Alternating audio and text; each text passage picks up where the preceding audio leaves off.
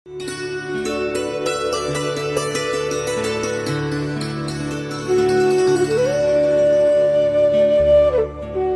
परमात्मा पाप कर्म दंड को भी काट सकता है।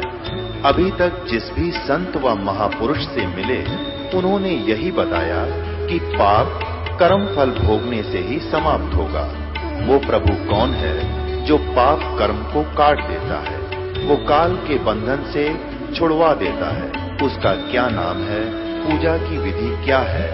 कृपया अवश्य सुनिए जगत गुरु तत्वदर्शी संत रामपाल जी महाराज के अमृत वचन। आत्माओं,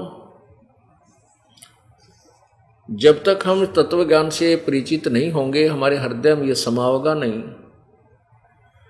तब तक हम भक्त नहीं बन सकते, भक्ति नहीं कर सकते, इस मार्ग पर रुक नहीं सकते। इसलिए बार बार आपको ये जैसे बच्चे पढ़े याद करा करते, 1 2 दूनी 4 2 3 6 100 बार दिन में करा कितनी बार टलवा करते, फिर वो सदा के लिए वो बच्चों की जुबान पर फिट हो जाते हैं, आगे चल के उनके प्रत्येक अकाउंट में काम आते रहते हैं। इसलिए आपको ये दास इतना परिपक्व करना चाहता है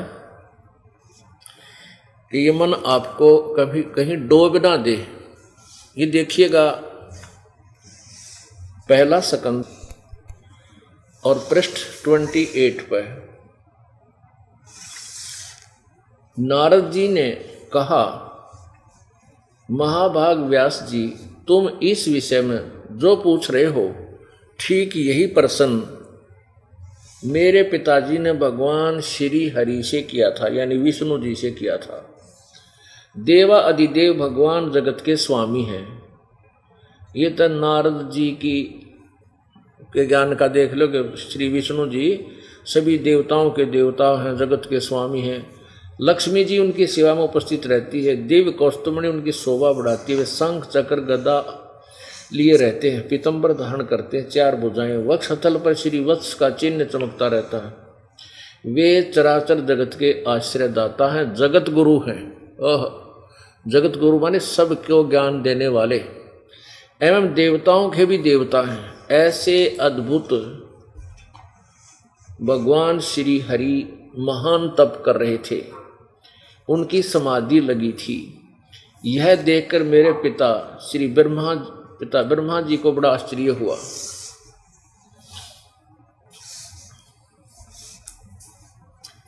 उन्होंने उनसे जानने की इच्छा प्रकट की। ब्रह्मा जी ने पूछा, प्रभु आप देवताओं के अध्यक्ष, जगत के स्वामी, भूत भविष्य एवं वर्तमान सभी जीवों के एकमात्र शासक हैं भगवान, फिर आप क्यों तपस्या कर रहे हैं और किस देवता की आराधना में ध्यान मगन है?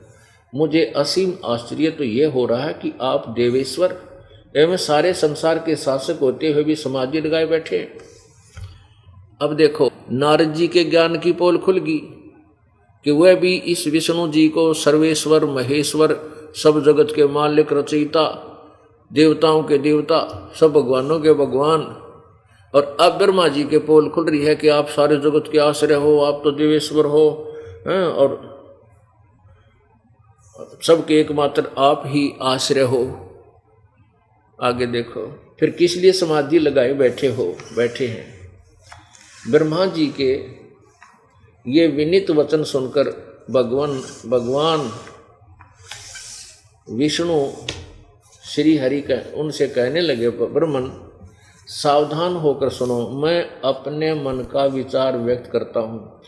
देवता, दानव, मानव सब यही जानते हैं कि तुम सृष्टि करते हो, मैं पालन करता हूँ और शंकर संहार किया करते हैं।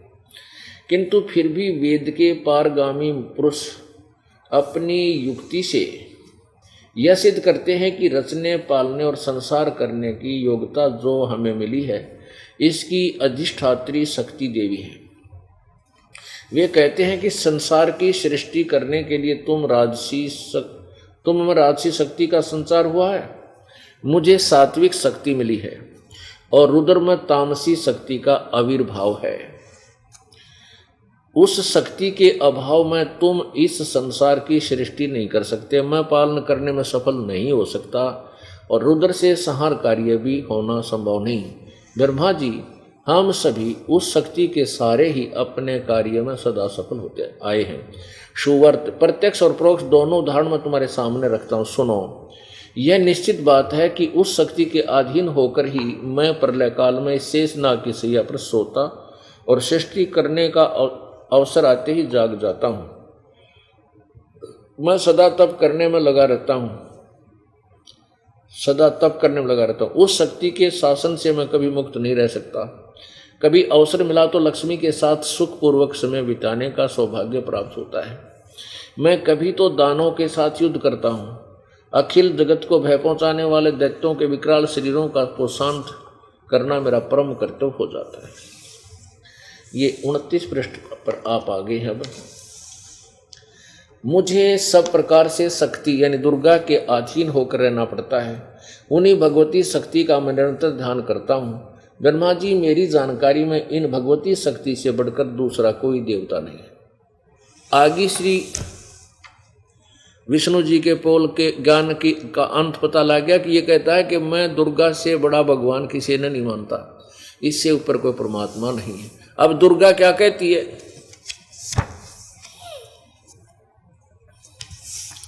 दुर्गा ये कहती है कि वो परमात्मा ब्रह्म है, उसकी पूजा करो। अब देखो 7वां स्कंद, ये 7वां स्कंद और पृष्ठ नंबर 562 पर श्री देवी जी कहने लगी, पर्वतराज यानी हिमालय को बता रहे हैं, इस प्रकार योग युक्त होकर मुझ ब्रह्म स्वरूपा देवी का ध्यान करें। और यह ध्यान आसन पर भली भांति बैठकर अहतुकी भक्ति के साथ करना चाहिए। अच्छा, उस ब्रह्म का क्या स्वरूप है? उस ब्रह्म का अब अपने से अन्य किसी भगवान के विषय में दुर्गा बता रही है। अब विष्णु जी कह रहे हैं कि मैं तो दुर्गा से ऊपर किसी ने भगवान नहीं मानता, मेरी जानकारी में तो ये सबसे बड़ी मालिक है, सबसे बड़ा भगवान है देव, ये इससे ऊपर कोई प्रभु नहीं है। और दुर्गा कहती है कि उस परमात्मा के विषय में अब मैं बताती हूँ। उस ब्रह्म का क्या स्वरूप है यह बतलाया जाता है, जो प्रकाश रूप सबके अत्यंत समीप में स्थित हृदय रूप गुहा में स्थित होने के कारण गुहाचर नाम से प्रसिद्ध और महान पद अर्थात परम प्राप्य है। वह समस्त प्रजा के ज्ञान से परे है, समस्त प्रजा के ज्ञान से परे है। वो वहाँ किसी की बुद्धि नहीं जाती, अर्थात किसी की बुद्धि में आने वाला नहीं है। जो परम प्रकाश रूप, जो सूक्ष्म से अत्यंत सूक्ष्म है, जिसमें संपूर्ण लोक और उन लोकों में निवास करने वाले प्राणी स्थित हैं, वही ये अक्षर ब्रह्म है। वही सबके प्राण है, वही सबकी वाणी है और वही सबके मन है। वह यह परम सत्य और अमृत अविनाशी तत्व है। सौम्य, उस वेदने योग लक्ष्य का तुम वेदन करो, मन लगाकर उसमें तन में हो जाओ, यानी किसी और परमात्मा में ध्यान लगाओ, उसकी भक्ति करो। सौम्य, उपनिषद में कथित महान अस्त्र रूप धनुष लेकर उस पर उपासना द्वारा तीक्ष्ण किया हुआ बाण संधान करो और फिर भावानुगत चित्त द्वारा उस बाण को खींचकर उस अक्षर रूप ब्रह्म को ही लक्ष्य बनाकर वेदन करो।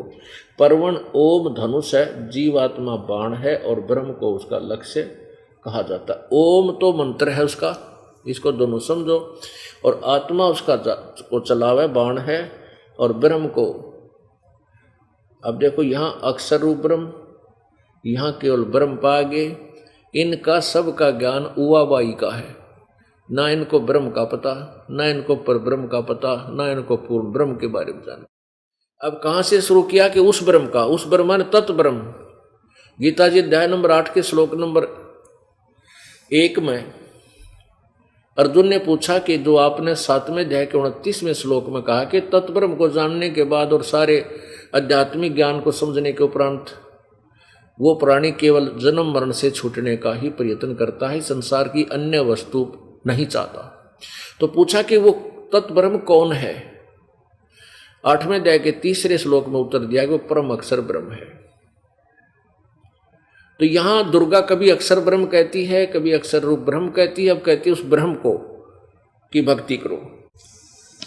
एकमात्र उस एकमात्र परमात्मा को ही जाने, दूसरी सब बातें छोड़ दे। अब इसका क्या, किससे क्या सिद्ध होगा? इस आत्मा का ओम के जाप के साथ ध्यान करो, इससे अज्ञान अंधकार से सर्वथा परे संसार में जो पार जो ब्रह्म है, पार जो ब्रह्म है उसको पा जाओगे, यानी ब्रह्म प्राप्ति कर लोगे, तुम्हारा कल्याण हो। यह देवी कह रही है। अब वो ब्रह्म कहाँ रहता है? वह सबका आत्मा ब्रह्म ब्रह्मलोक दिव्य आकाश में स्थित है। ये तपोल पाटली ब्रह्मा विष्णु महेश, ब्रह्मा विष्णु और दुर्गा और नारद आदि मुनियों के ज्ञान की वो कितना ज्ञान रखते थे। अब अन्य ऋषियों के बारे में जो कहते हैं वेदों के बड़े ज्ञाता थे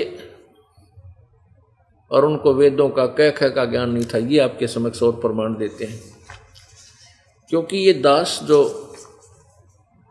इस ज्ञान को समझा है, जो तत्व ज्ञान परमेश्वर ने हमें दिया था, वो 600 वर्ष पहले वर्णन किया था प्रभु ने, और वो आज तक विद्यमान है उनकी अमृतवाणी में। उस अमृतवाणी को इन अज्ञानियों ने, जो ऋषि जो संस्कृत के ज्ञाता कहलाते थे, इन्होंने उसे रिजेक्ट करके लाल को कुर्डी में डाल रखा था और कंकरों के थैले भरवा रखे थे, गिठड़ी बंधवा रखी थी कि तुम इनको, ये तुम्हारे बड़े काम की हैं, बड़ी कीमती हैं, इनको उठाई फिरो। हम ढेर सारी साधना किया करते थे, कठिन से कठिन तप भी ऋषियों ने किए। वो साधना परमात्मा पाने की नहीं थी, वो कंकर पत्थर थे। चारों युग में हम पुकारे, कूक कहा हम हेल रे, हीरे माणिक मोती बरसे, ये जग चुगता डेल रे। परमेश्वर आकर कहते हैं कि चारों युगों में हमने आवाज लगाई, हमारे संत भी आकर के आवाज लगाते रहे, हम हीरे और मोती रूपी ये सत साधना आपके ऊपर वर्षा कर रहे हैं, इनको तुम अज्ञानतावश ना पहचान कर इनको नहीं उठा रहे हो और कंकर पत्थरों को इकट्ठा कर रहे हो, डले ढो रहे हो, डले उठा रहे हो। अब देखिएगा इन ऋषियों के विषय में कितना, इनको कितना ज्ञान था। छठा स्कंद अध्याय 10 और पृष्ठ 414 पर जन्मजय ने पूछा, महाभाग किस युग में और कैसा धर्म का स्वरूप है, इस संपूर्ण विषय को विशेष रूप से बताने की कृपा कीजिए। व्यास जी बोले, नर्प शार्दुल, राजन, यह निश्चय है कि सतयुग में ब्राह्मण वेद के पूर्ण विद्वान थे। अब देखिए ब्राह्मणों के कितने विद्वान थे। ब्राह्मण वेद के पूर्ण विद्वान थे, उनके द्वारा निरंतर भगवती जगदम्बा की आराधना होती थी। अरे वाह! भगवती का दर्शन करने के लिए उनका मन सदा ललायित रहता था। गायत्री के ध्यान, प्राणायाम और जप में वे अपना सारा समय व्यतीत करते थे। माया बीज का जाप करना उनका प्रधान कार्य था। प्रत्येक गांव में शक्ति मंदिर का उद्घाटन हो, इस विषय की उनकी मन में बड़ी उत्सुकता थी। प्राय सब लोग सत्य, दया और शौच से युक्त होकर अपना कार्य संपन्न करते थे। तत्व ज्ञान के पारगामी उन ब्राह्मणों द्वारा जो कर्म होता था, उसमें सत्य, शौच और दया ये तीनों गुण निहित थे। पुणात्मा देखो क्या है कि सतयुग में ब्राह्मण बड़े वेद के पूर्ण विद्वान थे और उनके द्वारा निरंतर भगवती जगदम्बिका की आराधना होती थी। पूर्ण विद्वान थे, दुर्गा का जाप करते थे और भगवती का दर्शन करने के उनके मन में सदा ललायत रहता था और गायत्री का ध्यान, प्राणायाम और जाप में अपना सारा समय व्यतीत करते थे। माया बीज का जाप करना उनका प्रधान कार्य था और गांव गांव में शक्ति के मंदिर का उद्घाटन हो, ये उनके मन में बड़ी उत्सुकता थी। अरे वाह!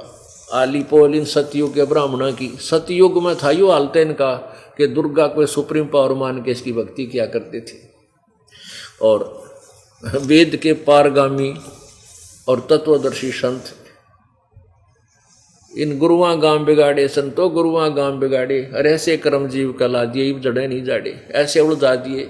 4 युग से ये उल्टा पाठ पढ़ा रखा परमात्मा की दया से ही अभी सभी शिक्षित समाज हो गया है। अब ये शीघ्र ही सीधा हो जाएगा ये सब भक्ति मार्ग, जिससे हमें बहुत लाभ होगा। पुण्यात्माओं, आपको जो पहला मंत्र दिया जाता है, प्रथम मंत्र, इसमें दुर्गा का जाप भी है, जिसको भी माया बीज बोला है, वो मंत्र आपको दिया जाता है। और ये ब्राह्मण लोग क्या करते थे, उस माया का जाप करते थे। उस माया के जाप से इनमें कुछ शक्ति सिद्धि आ जाती थी, धन की वृद्धि होने लग जाती थी। तो वो अपने मंत्र की, अपना जो सिद्धि साधना साल 10 साल इकट्ठे बैठ कर कठोर साधना करके वो भक्ति शक्ति इकट्ठे करते, माया के बीच जाप की, दुर्गा के जाप की, तो उसको फिर औरों को आशीर्वाद दे देगा, धन इकट्ठा करने लाएंगे, और यही काल के जाल में उलट पुलट होकर फंस गए। पुण्यात्माओं, ये तत्व ज्ञान एक तोप का गोला है। परमात्मा कहते हैं और ज्ञान सब ज्ञानड़ी, ये मेरा जो तत्व ज्ञान है ये कबीर ज्ञान सो ज्ञान, और जैसे गोला तोप का भी करता चले मैदान। परमात्मा के तत्व ज्ञान इन अज्ञान रूपी किले को ऐसे ढा देगा, जैसे तोप का गोला किसी भी किले के ऊपर कितना दृढ़ बिल्डिंग हो उसको तोड़ फोड़ कर साफ कर देती है, मैदान बना देती है, मैदान बना देता है। ऐसे ही ये तत्वज्ञान इस अज्ञान रूपी किले को ढा देगा और बिल्कुल स्पष्ट मार्ग, एक ही स्पष्ट मार्ग कर देगा, जो परमात्मा ने पहले हमें बता रखा है। तो जो प्रसंग था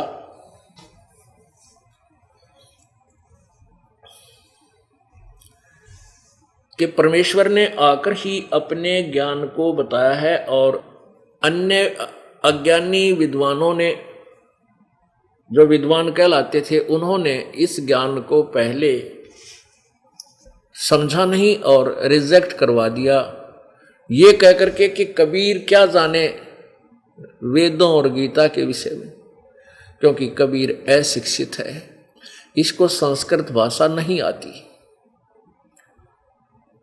परमात्मा सर्व भाषा से परिचित होते हैं। परमेश्वर से कुछ भी भाषा छुपी नहीं होती, वो प्रत्येक पशु पक्षी की भाषा को भी समझते हैं। और वो आपके समक्ष प्रमाण है कि परमात्मा ने यही ज्ञान आज से 600 वर्ष पहले अपनी सिंपल लैंग्वेज, साधारण भाषा, लोक कबीर वाणी में लोकोक्तियों के माध्यम से वर्णित किया हुआ है। परमात्मा कहते हैं, गुरुआं गाम बिगाड़े संतो इन गुरुआं गाम बिगाड़े। ऐसे ज्ञानदाताओं ने गांव के गांव बिगाड़ दिए, उनको यथार्थ ज्ञान ना दे करके दंत कथा लोक वेद सुना कर उल्टे रंग में रंग दिया।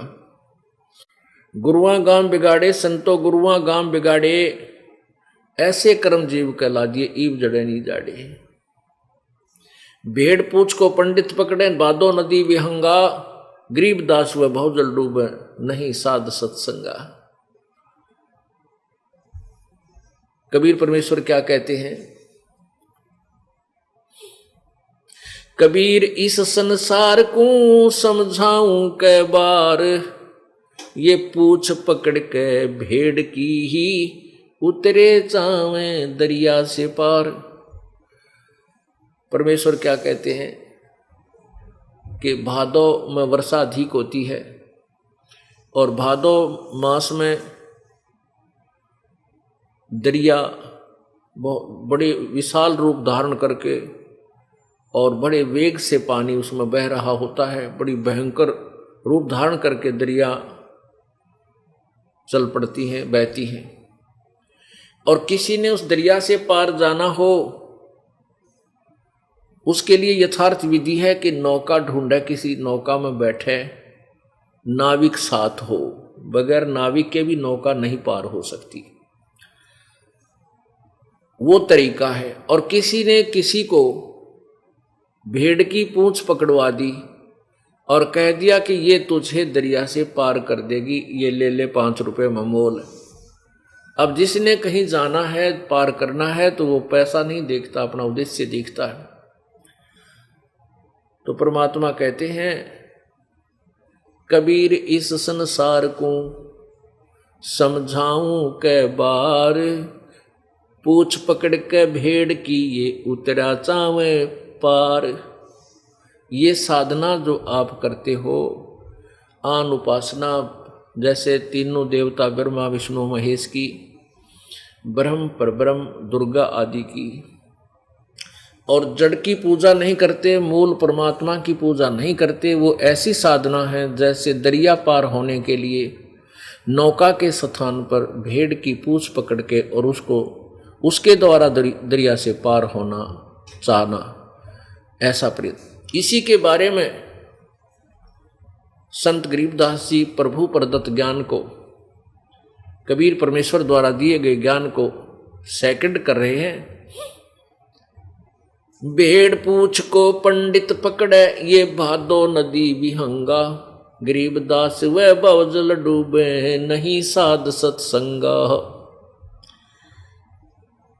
भेड़ पूछ को ये ब्राह्मण पकड़े, जैसे अभी आपने पढ़ा श्री देवी पुराण में, उनके बारे में लिखा है कि सतयुग में ब्राह्मण वेद के बड़े विद्वान, पूर्ण विद्वान होते थे और दुर्गा की पूजा करते थे। है तेरा गजब है।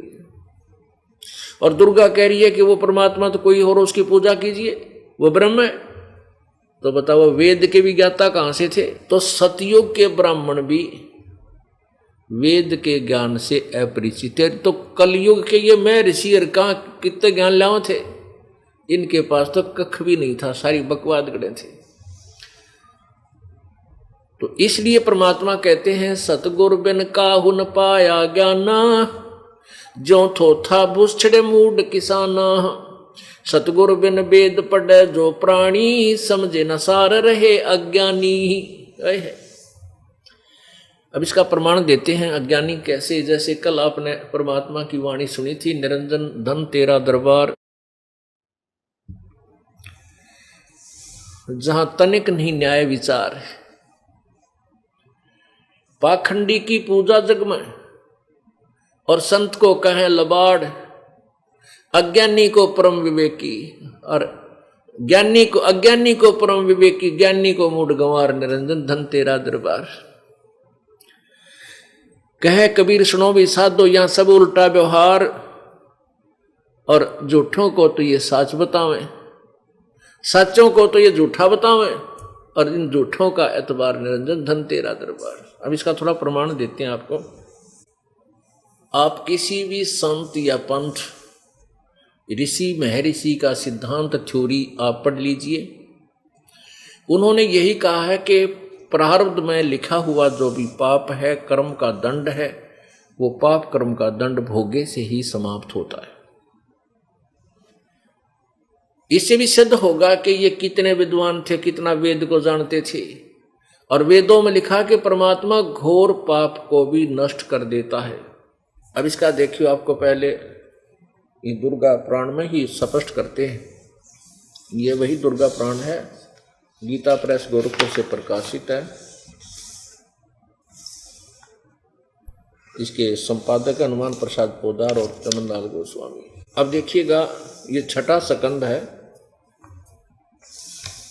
प्रश्न नंबर 412 पे।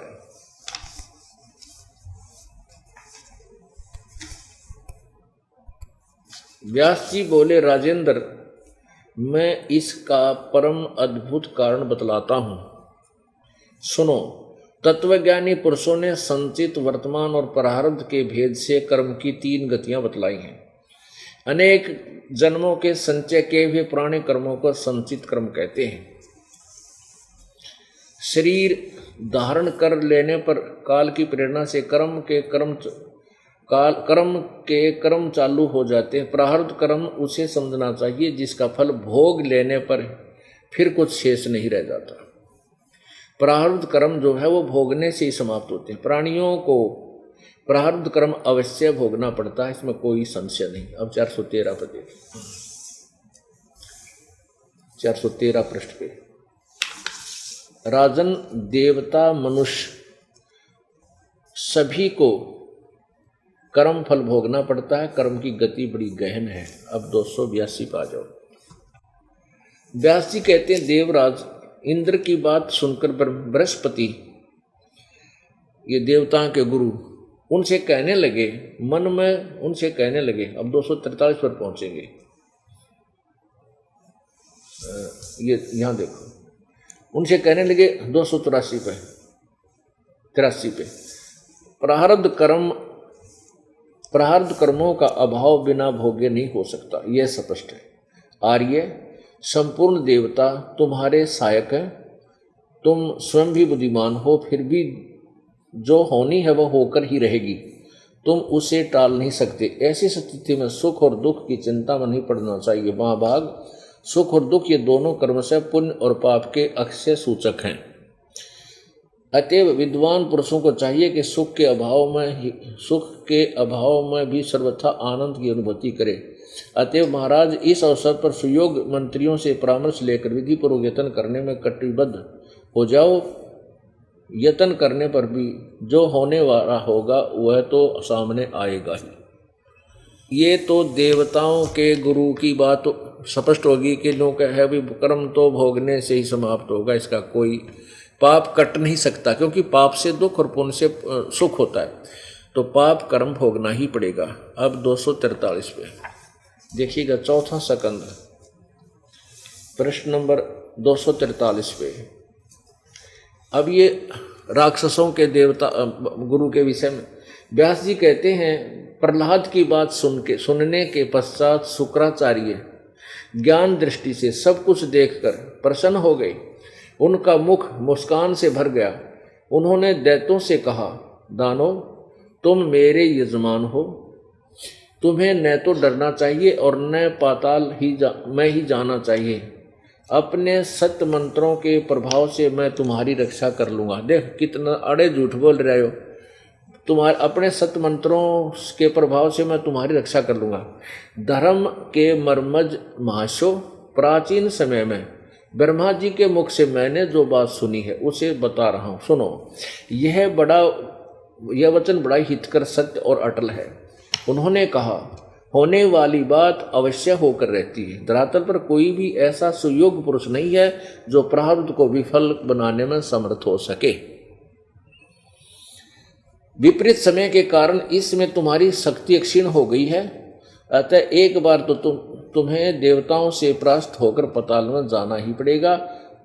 समय सदा बदलता रहता। कुछ ही दिन पूर्व तुम सम्राट रह चुके हो। प्रहलाद ने कह रहे हैं कि ये तो देखो, यहां तो कह रहा है, वह कह रहा है कि तुम्हें, प्रहलाद से कह रहा है। प्रहलाद की बात सुनने के पश्चात शुक्राचार्य ज्ञान दृष्टि से सब कुछ देखकर प्रसन्न हो गए। उन्होंने मुख मुस्कान से भर गया और उन्होंने दैत्यों से कहा, दानो, तुम मेरे यजमान हो, तुम्हें न डरना चाहिए और न पाताल ही जाना चाहिए, पाताल में भी नहीं जाना चाहिए। अपने सत्य मंत्रों के प्रभाव से मैं तुम्हारी रक्षा कर लूँगा। यहाँ तो वह कार्य है कि मैं मंत्र जाप करूँगा, तुम मुझे कि मैं दे दो, दान दून। और फिर आगे नो कहे, कोई भी, मैंने ब्रह्मा जी से एक बात सुनी है कि कोई भी ऐसा व्यक्ति नहीं है जो प्रारब्ध के कर्म ने टाल दे, तुमने पाताल में जाना ही पड़ेगा।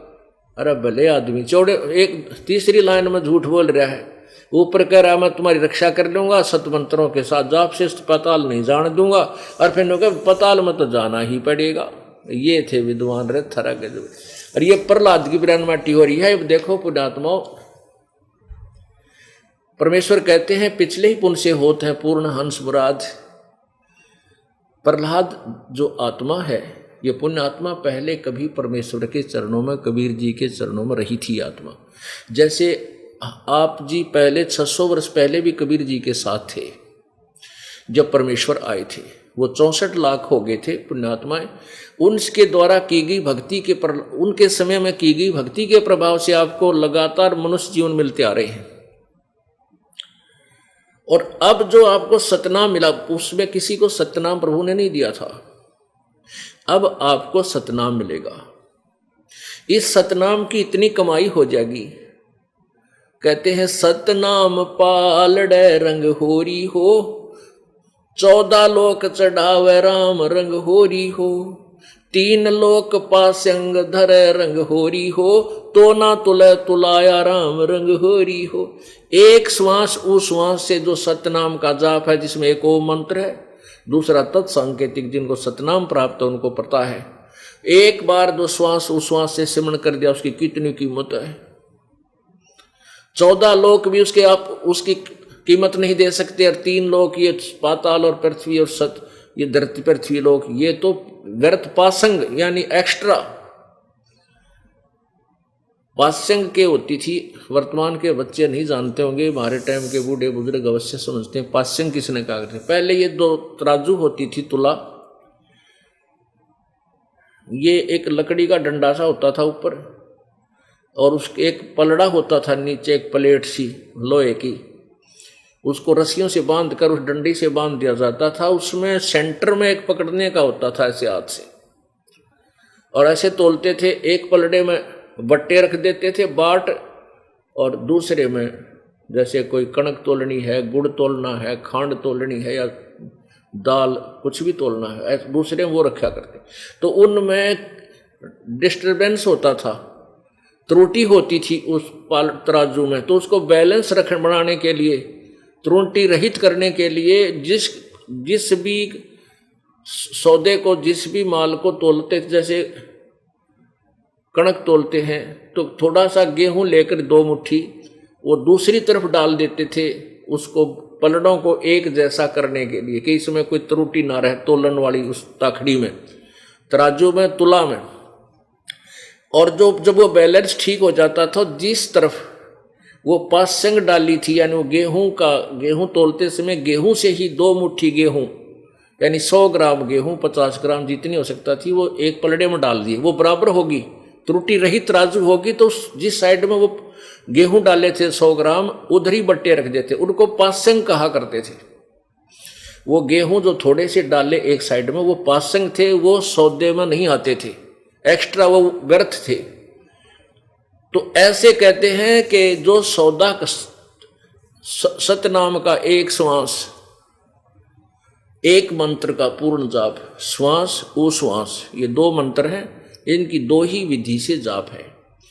तो फिर सतनाम पूर्ण मंत्र जो बनेगा वो 3 विधि का हो जाएगा, 3 ही उसमें मंत्र होंगे। जो गीता जी अध्याय नंबर 17 के श्लोक 23 में है, तो उसमें तत् और सत ये सांकेतिक शब्द हैं, ये तत् सत तत् ओम तत् सत ये जाप नहीं है इसका, उसकी विधि भी न्यारी है।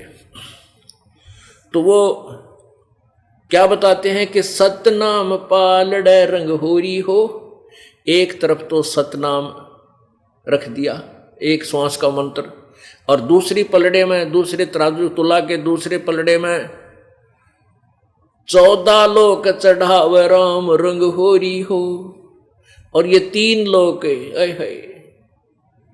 हम तो यहाँ एक छोटा सा को मेंबर बन जा, MLA MP बन जा, तो पता नहीं क्या बन जा, और मुख्यमंत्री बन जा, तो इन्हें सोचा बस किला टूट गया। और परमात्मा कहते हैं इन सारे पृथ्वी के पूरे पृथ्वी लोक को, स्वर्ग लोक को और पाताल लोक को, इन तीनों को तो पासंग रख दे। इस सतनाम के मंत्र की इतनी कीमत है, इतना ऊपर इतना राज मिलेगा उस ब्रह्मलोक के अंदर। अगर हमने जाना सतलोक में है, लेकिन यह कीमत इसको काल को दे के जानी है। और 14 लोक चढ़ाव राम रंग होरी हो, 3 लोक पासंग धरे रंग होरी हो, तो ना तुले तुलाया राम रंग होरी हो। तो ऐसे अब आप को मंत्र मिल गए, और कुछ पुण्यात्मा जिनको सार नाम भी मिल चुका है। और काल का इतना भयंकर दबाव है कि कुछ समय के बाद कुछ मूर्ख आत्माएं प्रभु से दूर हो जाती है, दूर चले जाते हैं। जो गुरुद्रोही नहीं होते, जो गुरुद्रोही हो जाते हैं, उनका तो सर्वनाश होता है, उनकी तो कमाई रहती ही नहीं, वो नष्ट हो जाता है, उनको तो नरक में सीधा डाला जाता है। कुछ एक ऐसे हैं वैसे ही अपने मस्ती में आना छोड़ के फिर धीरे धीरे दूर हो गए, तो वो प्राणी काल के हाथों पड़ जाते हैं। वो काल का नो समझ लो लाल ठा गया, लाल मिल गया काल को। फिर उन्हीं में से किसी को उसके पुण्यों के आधार से किसी को ब्रह्मा बना देगा, किसी को विष्णु बनाओगा, किसी को शिव की पदवी देगा, और किसी को फिर आगे जब उनमें क्षीण हो जाएंगे उनके पुण्य, उसके बाद स्वर्ग में निम्न सत्र के देवता खत्म करते करते उनको, और वो फिर 84 लाख योनियों में ठोक देता है। उन्हीं में से प्रहलाद एक था। इतनी पुण्यात्मा थी कि मां के गर्भ में भी उसको भक्ति याद थी, और मां के गर्भ में ही नारद जी ने उसको, जैसा वो जाने था शिव भगवान की कथा सुना सुना कर परिपक्व कर दिया था, भगवान बिना कोई साधक नहीं, कोई साथी नहीं है। तो उस वो पुण्य तो था उसका पहले का, और फिर वो जब मां के गर्भ से बाहर आया 10 वर्ष का हो गया तो पिताजी दुश्मन बन गया प्रहलाद का। लेकिन प्रहलाद का रंग पिछले संस्कार से प्रभु में रंगा हुआ था। उसने पिताजी की बात को स्वीकार नहीं किया कि नहीं, आप परमात्मा नहीं हो। जिस कारण से हिरण्यकशिपु ने अपने पुत्र प्रहलाद को नष्ट करने की, मारने की ना जाने कितनी योजना बनाई, सभी असफल रही। वर्तमान की प्रहलाद की कोई भक्ति नहीं थी, वो शास्त्र अनुकूल थी नहीं। लेकिन पिछले कहते हैं पिछले ही पुण्य से होते हैं पूर्ण हंस मुराद, वो पिछले संस्कार थे उसके बढ़िया, जिस कारण से कबीर परमेश्वर ने आकर उस प्रहलाद की रक्षा की थी। अब उस प्रहलाद की दुर्गति हो रही आगे चल के। अब इसमें स्पष्ट किया है कि तेरे एवं विपरीत दिन आगे, उनका गुरु कह रहा है। अब तो पहले सम्राट था, उसके बाद पूरी पृथ्वी का राजा बना प्रहलाद, और जब उसकी बैटरी डिस्चार्ज होली, इवनियों का तू पाताल में जागा, देवताओं तार गया, बाज गया, छुप गया की तो जाके, या दुर्गति साथ है। लेकिन परमात्मा क्या कहते हैं, कबीर कमाई आपनी कभू न निष्फल जा, 7 समुद्र आडे पड़ा हुआ मिले अगा हुआ। जो जन हमारी शरण है ताका हूं मैं दास, गेल गेल ला गया फिर जब लग धरती आकाश। ये परमात्मा अपनी प्यारी आत्माओं के साथ रहते हैं। जब इनके ऊपर विशेष आपत्ति आती है, प्रभु उनकी मदद गुप्त रूप से कर जाते हैं। नरसिंह रूप कहते हैं, हमने ही नरसिंह रूप धरा, और हमने ही प्रहलाद उस हिरण्यकशिप को का पेट पाड़ा। और क्योंकि उस समय नारद जी के ज्ञान से प्रहलाद जो था, भगत प्रहलाद जी विष्णु जी को ही इष्ट मान रहे थे, इसलिए परमेश्वर ने उसको विष्णु रूप दिखा दिया। बाद में प्रहलाद राजी हो गया। अब पुण्यात्माओं, यहाँ एक बात ध्यान रखना चाहिए, गीता जी अध्याय नंबर 15 के श्लोक नंबर 16 और 17 में 3 भगवान बताए, एक क्षर पुरुष, एक अक्षर पुरुष। ये क्षर पुरुष ब्रह्म है, 21 ब्रह्मांड का मालिक है, ज्योति निरंजन काल है। और अक्षर पुरुष ये परब्रह्म है, जो 7 संग ब्रह्मांड का मालिक भगवान है। और परम अक्षर ब्रह्म ये पूर्ण ब्रह्म है, जो असंख्य ब्रह्मांडों का कुल मालिक है, और वही तीनों लोकों में प्रवेश करके सबका धारण पोषण करता है। धारण पोषण मीन जिन सभी के सब कार्य वही काम वही परमेश्वर करता है, उनके संस्कार वश। उनके कर्म आधार के जो संस्कार हैं वो भी कबीर परमेश्वर ही प्रदान करवाता है। विशेष आपत्ति आती है तो विशेष उसके अगर संस्कार अच्छे हैं तो वो स्वयं ही आकर मदद करता है। ये काल भगवान चाहता है कि भगवान से इनकी आस्था उठ जाए, कोई ऐसा भगवान की लीला प्रकट ना हो जिससे इनकी आस्था परमात्मा की तरफ आकर्षित हो। वो चाहता है कि सभी नास्तिक हो जाएं, इसलिए गलत साधना करवा के, उल्टे रास्ते लगवा के इन सभी की बैटरी को डिस्चार्ज करवा देता है, और अंत में ये भोली आत्मा नास्तिक बन जाती है, परमात्मा से दूर होती चली जाती है। परमेश्वर आकर ही इस भक्ति को फिर पुनर्सेट करते हैं, अपने तत्व ज्ञान को प्रदान करते हैं, अपनी भक्ति से, अपनी शक्ति से आपको लाभ देते हैं, ताकि आपकी आस्था प्रभु में बन जावे और तुम भक्ति कर सको।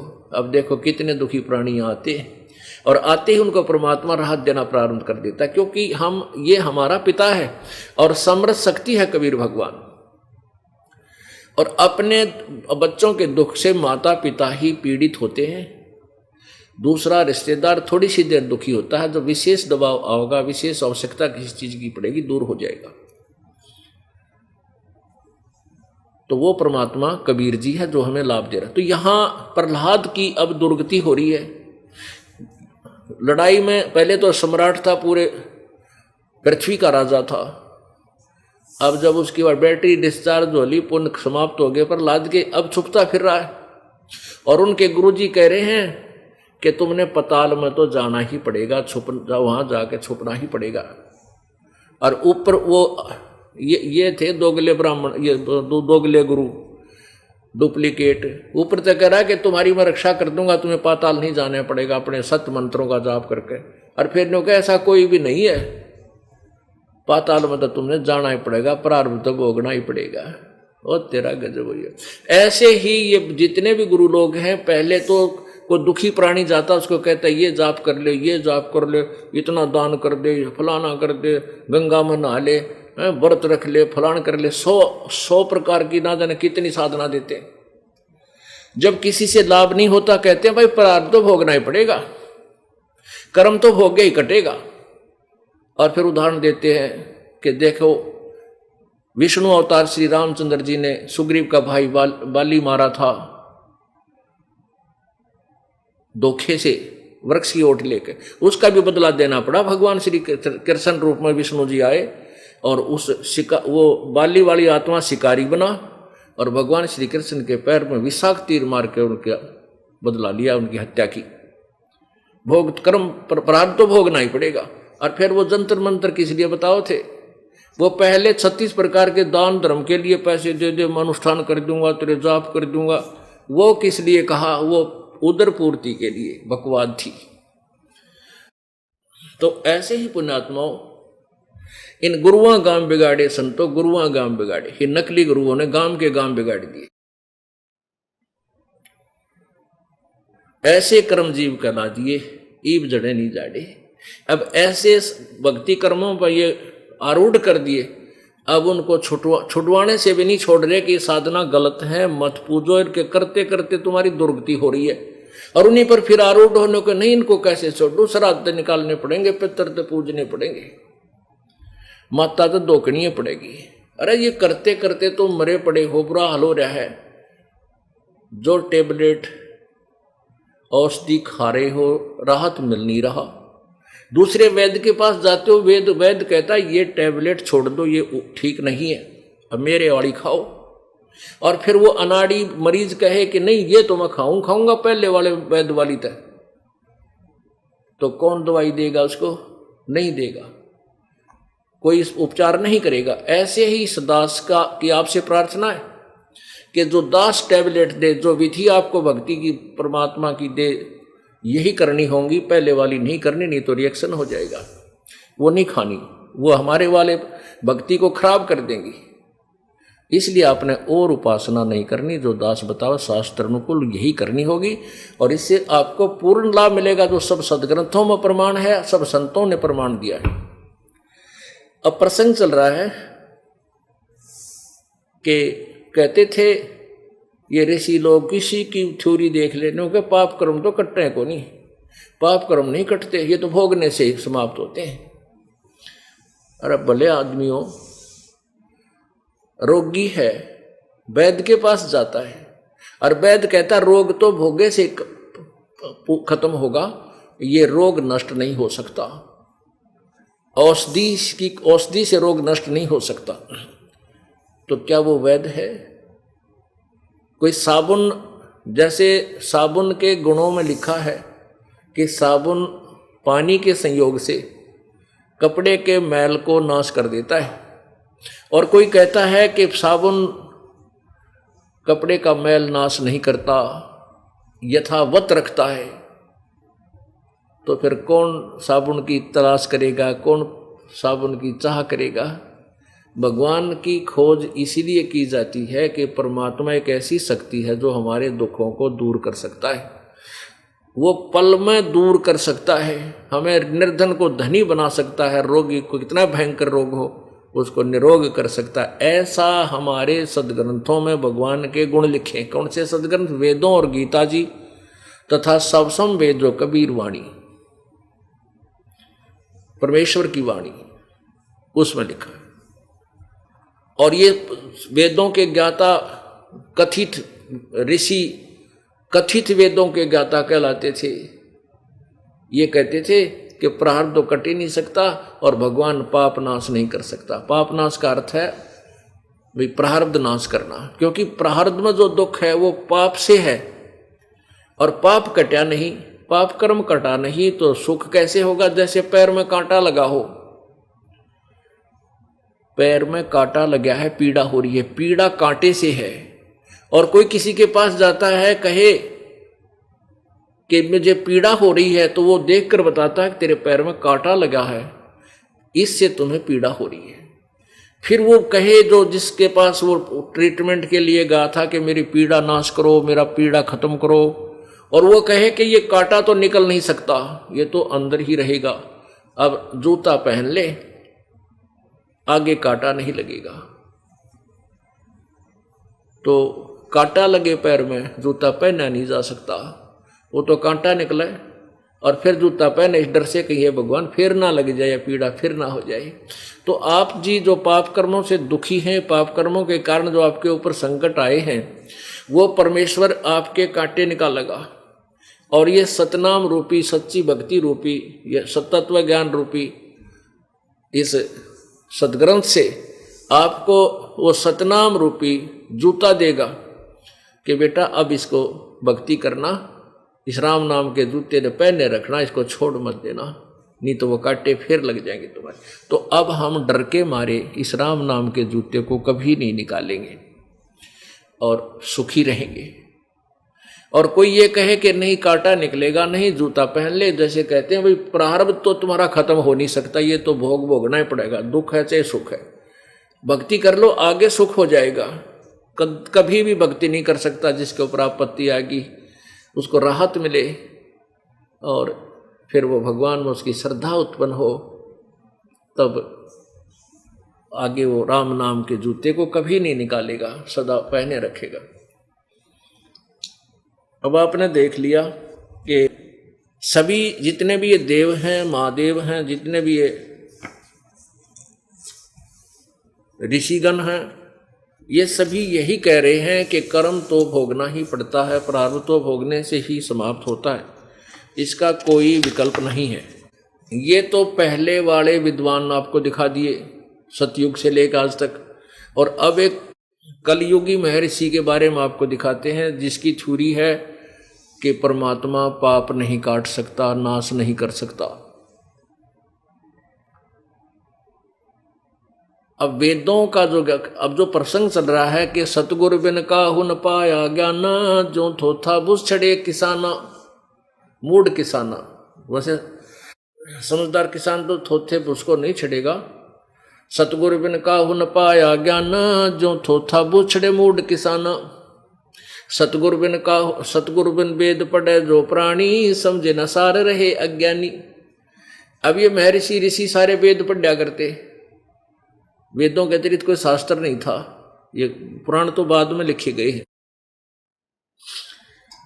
और उनको वेदों का कह का विज्ञान नहीं था। कोई न कह मैं तो वेदों के प्राकांड विद्वान, पूर्ण विद्वान, और पूजा क्रम दुर्गा की, और दुर्गा कहती हो भगवान तो कोई और है, उसकी पूजा करो। उसकी जैसे उसने कहा ब्रह्म की साधना करने से ब्रह्म के पास चले जाओ, वो ब्रह्म लोक में रहता है। दुर्गा की पूजा तो कैंसिल हुई। अब एक कथित महर्षि जो कलयुग में सबसे ज्यादा भ्रमित कर गया इन भोली आत्माओं को, वेदों की आड़ में और उल्टी पट्टी पढ़ा गया, इस महर्षि को देखो, वो तेरा गजब हुई हो। हम भी भले ही अपनी आन उपासना करते थे, देवी देवता पूजा करते, लेकिन महर्षि दयानंद जी जो आर्य समाज प्रवर्तक हैं, इनकी सुनी सुनाई लोक वेद के आधार से जो महिमा थी उससे प्रभावित थे कि वो तो वेदों के प्राकांड ज्ञाता थे। भाई उन जैसा तो विद्वान कोई था ही नहीं कलयुग में। अब ये पता चला ये कह भी नहीं जाना था, भक्ति के बारे में भी नहीं, ना समाज सुधार के बारे में इसको ज्ञान था। ये तो केवल भंगोड़ी था, भांग पी का अपना मस्त रहता था, पड़ा रहा करता था, और दड़ी पक्का पी लेता, दूध फिर करे ज्यादा दंड पेल। ये इस तरह का व्यक्ति था। बोलना जाने था, संस्कृत का ब्राह्मण था और संस्कृत जाने था। बचपन से ही ब्राह्मण लोग संस्कृत पढ़ा करते थे। संस्कृत भाषा जानते थे, समाज अशिक्षित था, बुलक्कड़ गणा था। और न्यू क्या करें, गणा बोलनी है कहता बूमड़ा भी बेक क्या करें। बाजरा निकालने के बाद कणक उसमें से वो रह जाता बूमड़ा, उसका छिलका, तो बाजरे के स्थान पर छिलका बेच गया यो गणा बोल बोल के। अब दिखाता हूं आपको इसके कारनामे और तेरा गजब हुई है। देखो बुद्धिमान व्यक्ति को चाहिए कि चलो पीछे जो बात बनी सो बड़ी अमनपढ़ थे हमारे पूर्वज, ना भी पता था, अब भी उस बूमड़े को ठाए फिरे तो क्या वो मूर्ख है, वो नीच आत्मा है जो उस कणक के स्थान पर बूमड़े को बेच रहे हैं, उस छिलकों को बेच रहे हैं। बाजरे के स्थान पर उन्हें ढेर ला रखा अपने घर में, वो सारा बेचना चाहते हैं। उन्होंने शोर मचा रखा है कि रामपाल झूठा है, कपटी है, फलान है, वो क्या जाने वेदों को संस्कृत नहीं आती है। ये बात तो बहुत पुरानी होली थारी, अब नहीं चलेगी। अब तो सारे समाज में डूंडा पाटेगा यू और सारा समाज धिक्कारेगा इस ऐसे ऋषियों को। ये नाश करके दर गए, सारी छोरी बदल गए भगवान की। अब देखो ये 63 वर्ष जिए थे महर्षि दानव सरस्वती, देखो कितना। अब ये थे इनके पाखंडी की पूजा जग में संत को कह लबाड़, इसकी तो पूजा देखो कैसे डट के बैठे महापुरुष। अब आदमी ने सोचा भाई तोड़ पाड़ दिया इसने तो भगवान तो मिल लिया महर्षि जी, कमाल कर रखा होगा, बड़ी समाधि डट रहे हैं। और कह का भी नहीं पता था, ना भक्ति का ना वेदों का, किसी प्रकार का भी ज्ञान नहीं था इनको। ये देखो ये जन्म उनका सन 1824 में और मृत्यु हुई 1883 में, और 59 वर्ष जिए थे, 59 वर्ष। अब देखो सत्यार्थ प्रकाश,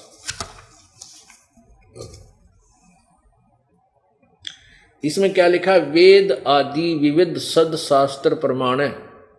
वेद आदि विविध सद शास्त्रों के प्रमाण से संयंत, इसमें जो लिखा गया है सब सदग्रंथों के वेदादि से निष्कर्ष निकालकर सच्चाई लिखी है, जो वेदों में लिखी है, इसको सरलार्थ सिंपल बना के महर्षि जी ने इस सत्यार्थ प्रकाश की रचना की है। इसका कहने का तात्पर्य है श्रीमत परमहंस परिव्रजाकाचार्य महर्षि दानंद सरस्वती स्वामी विरचित, यहाँ से इनकी उपमा शुरू हुई है और यहाँ महर्षि दानंद सरस्वती स्वामी विरचित कि इसे महापुरुष के द्वारा ये सत्यार्थ प्रकाश बनाया गया है। वे कहाँ प्रकाशक है, वैदिक यतिमंडल दानंद मठ दीनानगर पंजाब। ये छपे कहाँ से, ये सत्यार्थ प्रकाश जो दास आपको दिखा रहा है, आचार्य मुद्रक है आचार्य प्रिंटिंग प्रेस, दानंद मठ गोहाना मार्ग रोहतक, ये यहाँ से छपी है। और इसके 7वें सकंद में आते हैं, ये कहते हैं वेदों में एक परमात्मा है, अनेक भगवान नहीं है, केवल ब्रह्म है और ब्रह्म ही एक भगवान, और कोई भगवान नहीं है, ऐसा कहीं पर भी नहीं है और कहीं नहीं लिखा है वेदों में। और दूसरी थ्योरी ये थी कि इनकी भगवान निराकार है, और तीसरी ये थी कि भगवान परमात्मा साधना करने वाले भगत के पाप नाश नहीं करता। ये तीनों थ्योरी अब इसकी फेल होंगी, आपके समझ दिखाता हूँ। ये देखिएगा 7वां समोल्लास प्रारंभ, इसमें प्रश्न किया है कि वेद में ईश्वर अनेक हैं, इस बात को तुम मानते हो या नहीं। प्रश्नकर्ता बोल रहा है स्वामी दयानंद जी से। उत्तर स्वामी दयानंद जी का, नहीं मानते, क्योंकि चारों वेदों में कहीं नहीं लिखा जिससे अनेक ईश्वर सिद्ध हो, किंतु यह तो लिखा है कि ईश्वर एक है। ये स्वयं कहते हैं, ये प्रथम समोल्लास, इसके प्रश्न नंबर 15 पर। ये समोल्लास तो यही रहते हैं इनके, अगर मान ले किसी और छापे में छपे हैं, उनके अक्षर मोटे होने से पृष्ठ बदल जाते हैं, लेकिन समोल्लास नहीं चेंज होते, प्रथम समोल्लास। और यहां देखिए, ओम आदि नाम सार्थक हैं, जैसे रक्षा करने से ओम, आकाशवत व्यापक होने से खम और सबसे बड़ा होने से ईश्वर का नाम ब्रह्म है। अब देखो ईश्वर का नाम ब्रह्म है, यानी ईश्वर कहो चाहे ब्रह्म कहो। ये क्या कहता है स्वामी जी यहाँ, ये 7वें समोल्लास में स्वामी जी कह रहे हैं कि किसी ने प्रश्न किया कि वेद में ईश्वर अनेक हैं, इस बात को तू मानते हुआ नहीं। उत्तर स्वामी जी का नहीं मानते, क्योंकि चारों वेदों में कहीं नहीं लिखा कि जिससे अनेक ईश्वर सिद्ध हों। ईश्वर, अब देखो ये खुद कह रहा है कि सबसे बड़ा होने, ये प्रथम समोल्लास में पृष्ठ 15 पे, सबसे बड़ा होने से ईश्वर का नाम ब्रह्म है। ब्रह्म कहो चाहे ईश्वर। यहाँ हम इसके प्रश्न ये लिखें कि क्या वेदों में ब्रह्म अनेक हैं, इस बात को तू मानते हुआ नहीं, हम ईश्वर को ब्रह्म कहें। तो स्वामी जी उत्तर दे नहीं मानते, क्योंकि चारों वेदों में कहीं यह नहीं लिखा जिससे अनेक ईश्वर अर्थात ब्रह्म सिद्ध हों। ईश्वर का नाम ब्रह्म, ईश्वर माने ब्रह्म, तो ब्रह्म सिद्ध हों, यानी कोई अनेक और ब्रह्म नहीं है, किंतु यह तो लिखा कि ईश्वर एक है, यानी ब्रह्म एक है। अब देखो स्वामी जी का,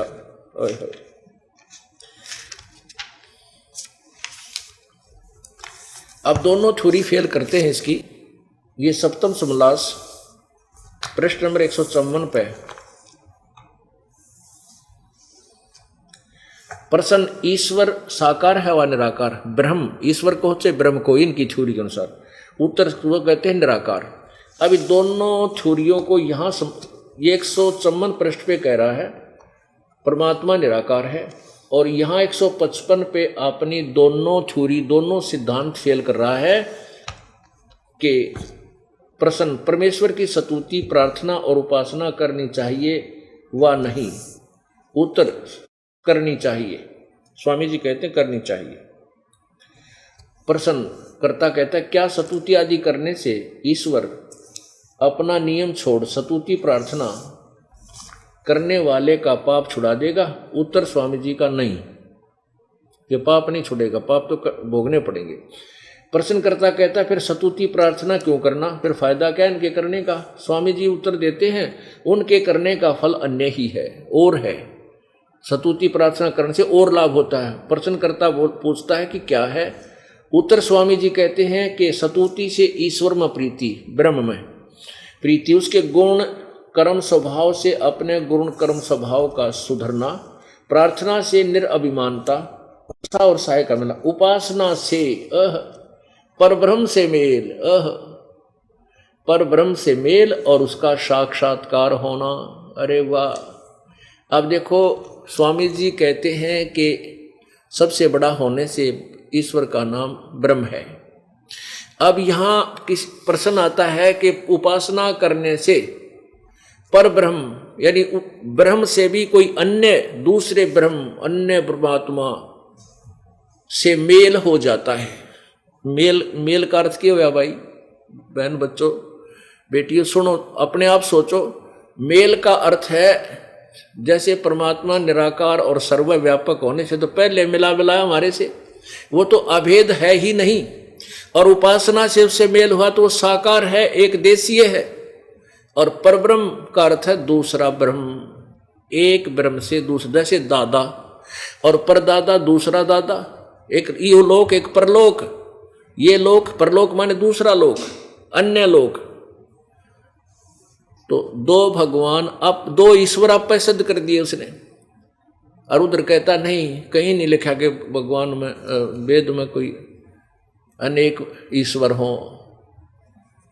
और आप कहता है कि परब्रह्म से मेल, ब्रह्म से भी दूसरे ब्रह्म तय, और फिर कहता है कि उपासना से पाप तो कटते नहीं, उपासना से इस परमात्मा का साक्षात्कार हो जाता है। अरे भोले आदमियों, एक पापी आत्मा जिसके पापों से ग्रस्त है वो क्या भगवान प्राप्ति कर सकता है? पहले पाप नष्ट हो और फिर वो परमात्मा प्राप्ति करेगा। कि जैसे परमात्मा कहते हैं जब ही सतनाम हृदय धरो भयो पाप को नाश, और जैसे चिंगारी अग्नि की वह पड़े पुराने घास। अब ये स्वामी जी की वो छुरी है महर्षि दानंद जी की ये भी इसको महर्षि कहते होने भी हमने जो है थोड़ी शर्म आने लगी, इसने महर्षि भी क्यों कर कमा। लेकिन हमने तो यूँ सोच रखा किसी ने अपने बालक का नाम डीसी रख लिया, डीसी। अब उसको डीसी कहना ही पड़ता है, वो डीसी है नहीं, वो तो पाड़ी है। तो इसको महर्षि तो इसलिए कहना पड़ेगा कि वो महर्षि के नाम तो प्रसिद्ध हो गया। अब ये तो ऐसी थ्योरी है स्वामी महर्षि दयानंद जी की कि जैसे कोई कहे कि साबुन लगाने से क्या साबुन कपड़े का मैल छुड़ा देगा। स्वामी जी कहता नहीं, तो प्रश्नकर्ता कहता है फिर साबुन लाने का फायदा क्या। तो स्वामी जी उत्तर दे रहे हैं कि उसका कुछ और ही फायदा है। क्या? कि कपड़ा मजबूत हो जाता है। अरे तेरा गजब भैया। अब साबुन के गुणों में लिख रखा है वो पाप काट देता है। साबुन के गुण अर्थात परमात्मा के गुणों में लिखा के भगवान पाप नाश कर देता है। अब 2 छुरी तो इसने आप पे फेल कर ली, अब तीसरी दास करेगा वेदों के आधार से। अब आप देखिएगा यजुर्वेद अध्याय नंबर 8 के मंत्र नंबर 13 में ये देखिएगा पवित्र यजुर्वेद, और ये अनुवाद भी महर्षि दयानंद जी द्वारा ही किया हुआ है। ये कहाँ से प्रकाशित है? प्रकाशक हैं सार्वदेशिक आर्य प्रतिनिधि सभा 2/5 महर्षि दयानंद भवन, रामलीला मैदान, नई दिल्ली। अनुवाद करता है महर्षि दयानंद सरस्वती कृत। अनुवाद किया है, ये वेदों के लेखक नहीं है। दयानंद जी, महर्षि दयानंद जी वेदों के लेखक नहीं है, लेखक तो व्यास जी हैं। ये तो अनुवाद करता है, भाष्य किया है इन्होंने। अच्छा, अब देखिएगा 8वें अध्याय का 13वां श्लोक। ये है 8वां अध्याय 241 पृष्ठ पे। ये यहाँ इसकी संस्कृत है, 13वां है। ये संस्कृत यहाँ पर है और 242 पे इसका अनुवाद स्वामी दयानंद जी ने किया है। ये देखिएगा, ये 242 पे स्वामी दयानंद जी अनुवाद कर रहे हैं कि हे परमेश्वर, हे सबके उपकार करने वाले मित्र आप। अब देखो इबिन के स्वामी दयानंद जी के जैसे सर्प के गले में मुख में चकचुंदर आ जाती है ना, चमगिद्दड़ आ जाती है, तो वो सब फंस जाता है कि अब क्या करूं। तो कहने का भाव ये है कि ये अपनी थ्योरी पहले लिख चुका था वेद सत्यार्थ प्रकाश में। अब इसने समस्या आगे अनुवाद करते समय वेद तो कह रहे हैं कि परमात्मा पाप नाश कर सकता है, घोर पाप भी नाश कर देता है, उसके गुणों में लिखा है। अब इसने यहाँ और तो कुछ बसाई को ना, क्योंकि इसमें 6-7 जगह लिख रखा है एक ही मंत्र में परमात्मा पाप नाश करता है, परमात्मा पाप छुड़वा देता है, परमात्मा पाप घोर पाप छुड़वा देता है। तो इसने शुरू में लिख दिया, हे सबके उपकार करने वाले मित्र आप।